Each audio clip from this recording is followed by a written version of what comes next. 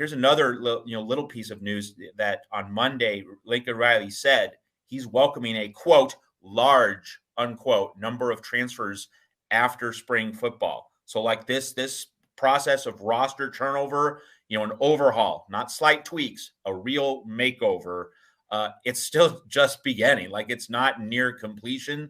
There's going to be a lot more transfer portal activity, a lot more roster churn as we continue into the spring and in the early summer months. So that's another important note, that this staff is really intent on taking out the old and putting in a lot of new faces.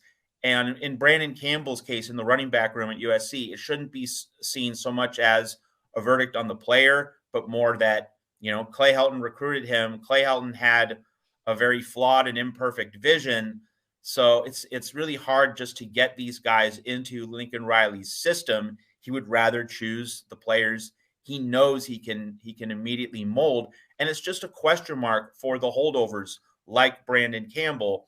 It muddies the waters, but I think it's less a verdict on the player, more a verdict on, the deficient kind of coaching. It seems like more of a risk to take what you have left behind, what Clay Helton left behind, and try to make it perfect. Why not just get the players you have always had an eye on, that you've always been targeting, and just bring them in and coach them up?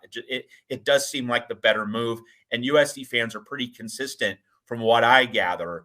They want this turnover. They want this overhaul. They want this large exodus out and this large incoming arrival of new faces at USC.